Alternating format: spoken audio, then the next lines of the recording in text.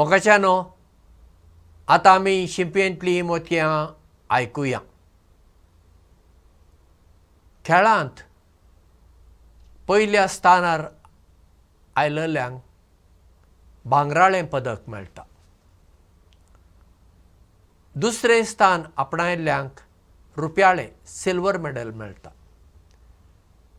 आनी तिसऱ्या स्थानार आयिल्ल्यांक कांशाचें पदक ब्रॉन्झ मेडल दितात. ही एक परंपरा. जांकां भांगराचें पदक मेळटा ती एकदम खुशाल, कित्याक आमकां भांगराचें पदक मेळ्ळें, कित्याक ताच्या परस आनी वयलें पदक ना. जांकां रुप्याचें पदक मेळ्ळां तीं दुखी, कित्याक म्हाका भांगराचें पदक मेळूंक जाय आसलें, तें चुकलें देखून एका वटेन खुशाल पूण आनी एक वटेन तीं दुखी. कांशाचें पदक जांकां मेळ्ळां तांणी चड खुशाल जावंक जाय म्हणटा हांव. आनी तुमी म्हणशात आरे हें कितें कांशाचें पदक तिसऱ्या स्थानार येवन खुशाल जावंक जाय. वय, कारणां सांगता. पळया, फायनलाक पावतच कोण जिखता ताका वा तिका भांगराचें पदक मेळटा आनी कोण हारता ताका वा तिका रुप्याळें पदक मेळटा. म्हणजे रुप्याळें पदक मागीर फायनल रावंडांत मेळपाक तुवें कांय करपाची गरज ना, आपोआप तुका तें मेळटा. जिखल्यार तुका भांगराचें जालें पूण हारल्यार सुद्दां तुका रुप्याळें पदक मेळटा. पूण कांशाचें पदक तशें ना. पळया, कांशाचें पदक मेळपाक त्या तिसऱ्या जाग्या खातीर कोण आसात दोगांनी परत थंय झुजूंक आसा, खेळूंक आसा आनी तुवें तें पदक जिखूंक आसा.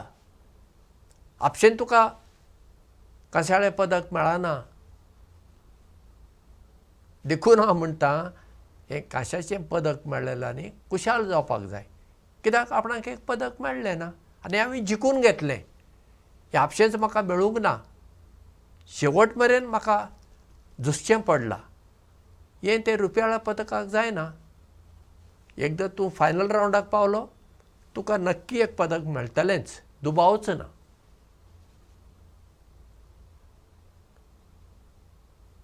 आमच्या जिवितांत आमी सदांच खुशाल रावंक जाय.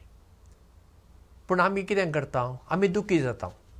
कित्याक आमी आमचे लागीं कितें आसा ताचेर आमची नदर थिरायना. आमी थिरयता आमची नदर दुसऱ्यां लागीं. आमगेर फकत स्कुटर आसा, मोटरसायकल आसा, फोर व्हिलर ना. आनी फोर व्हिलर आसल्यारूय आमचे फोर व्हिलर सादें, तांचे फोर व्हिलर पळय केदें व्हडलें, एर कंडिशन लेटेस्ट असलें. ज्या घरांत आमी रावता आमी खुशाल ना. आमी शेजाऱ्या कडेन ताचो पळय केदो व्हडलो बंगलो, मुखार गार्डन आनी कितें कितें पळय. जें कितें काम आमकां मेळ्ळां तातूंय आमकां खुशालकाय ना. हांव फकत लोवर डिविजन क्लार्क, तो पळय अप्पर डिविजन क्लार्क, तो पळय सेक्रेटरी अशें. बट सदांच आमी दुसऱ्या कडेन कितें आसा, दुसरीं खंयच्या स्थानार आसात ताचेर आमची नदर थिरायता. देखून आमी सदांच दुखी उरता. बाबा, तूं खंयच्याय स्थानार आसूं तुज्यान घाम काडून वयर येवं येता न्ही. आसल्या कडेच रावंक जाय अशें हांव म्हणूंक सोदिना, तुज्यान वयर येवं येता. पूण ज्या पावंड्यार तूं आसाय थंय तुवें सुखी आसूंक जाय आनी तुवें वावर करूंक जाय. आनी दर एका पावंड्यार तुज्यान वावर दिवं येता. देखीक पळया, आर्मींत ऑफिसर ग्रेड म्हूण आसा. ते पयली ती ग्रेड सुरू जाता ती लेफ्टनंट.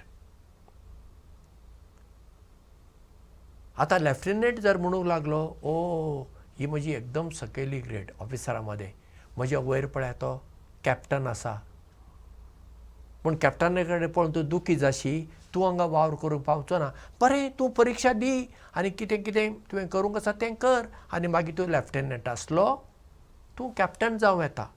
कित्याक आर्मीन तुका ऑटोमॅटीक प्रमोशन ना.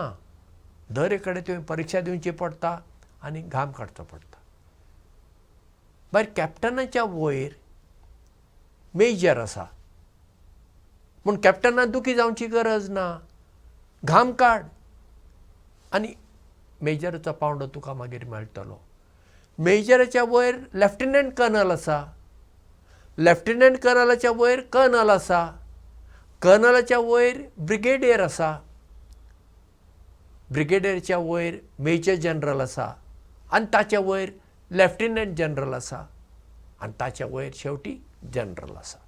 पूण ह्या दर एका पावंड्यार सयत तुवें देशाची बरी सेवा करूंक जाता आनी करूंक जाय. दुखी जावची गरज ना. कित्याक सगळेच कितें जनरल जाताले ना न्ही. कित्याक ती ताकद तुजे कडेन आसूंक जाय आनी मागीर हाची प्रायेची बंधन आसतात. इतल्या प्रायर ते रिटायर्ड जातात. ताकद तुजी कितली आसूं तुवें जावंकूच जाय न्ही. पूण सगळे जनरल जायनात. सगळेच कितें लेफ्टनंट जनरल जायनात. तूं खंयच्याय पावंड्यार आसूं तूं खुशाल बरीत राव. जी सेवा तुवें दिवंक जाय ती तूं दी.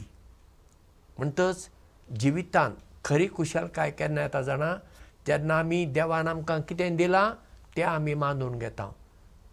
म्हजो रंग जावं, म्हजी उंचाय जावं, म्हजें घराणें जावं, म्हज्या जल्माचो गांव जावं, म्हजी भास संस्कृती जावं, हें सगळें हांव मानून घेता. हें देवान म्हाका दिलें. देवान कितें म्हाका विचारलें, तुका खंयच्या गांवांत जल्माक हाडूं, गोंयांत हाडूं काय गोंया भायर हाडूं, तुजी आवय कोण आसची विचारलें म्हाका. म्हाका विचारूं ना मूं. हें सगळें देवान म्हाका दिलें, मानून घे आनी मागीर घाम काड आनी जिवितांत वयर सर. तर हें चिंतप आमी आपणावया आनी आमचें जिवीत अर्थाभरीत आनी सुखाभरीत करुया. देव बरें करूं आनी मोग आसूं.